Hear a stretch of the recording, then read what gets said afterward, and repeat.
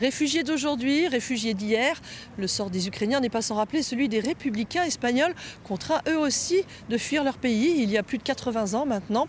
Ils sont nombreux à être venus dans le Finistère. Un colloque leur est consacré à l'UBO, à Brest, jusqu'à demain. Et une exposition aussi que nous avons visitée pour vous. Surnommé Espagnol rouge, Rotspanier en allemand. Ces républicains espagnols qui ont fui leur pays après la victoire du dictateur Franco en 1939 ont d'abord été parqués dans des camps d'internement dans le sud de la France. En 1941, 40 000 d'entre eux deviendront des travailleurs forcés pour l'occupant. Quand le chantier démarre ici, pour la base sous-marine de Brest, on fait appel à la main-d'œuvre et le régime de Vichy refuse de livrer les ouvriers français.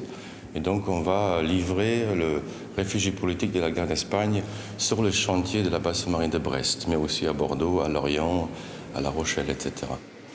Une fois que les 5 bases sous-marines en France sur la façade atlantique ont été terminées, le Troisième Reich, Hitler a décidé de créer ce qu'on appelle l'Atlantic Wall, le mur de l'Atlantique. Ce sont le blocos qu'on connaît en été quand on se baigne. Ce sont au total 3000 fortifications qui ont été réalisées jusqu'à 1944. Et les Espagnols sont une fois de plus mis en contribution pour cette réalisation. Donc ils vont être déplacés dans des petits camps, plutôt mobiles, et ils vont continuer à couler du bout de béton, cette fois-ci pour le mur de l'Atlantique.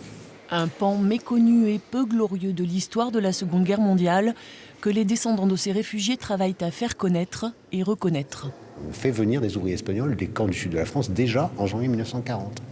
Et certains de ces Espagnols qui ont eu la défaveur, je serais tenté de vous dire, de se trouver en janvier 1940 avec un employeur français, on va dire, se retrouveront une année plus tard au même endroit avec un employeur allemand dans les camps d'internement de la TOT.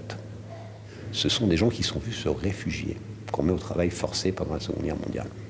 Exilés, travailleurs forcés puis résistants, l'histoire de ces hommes et femmes est le sujet de la première exposition accueillie au sein de l'abri Sadi Carnot, lieu hautement symbolique de la Deuxième Guerre mondiale à Brest.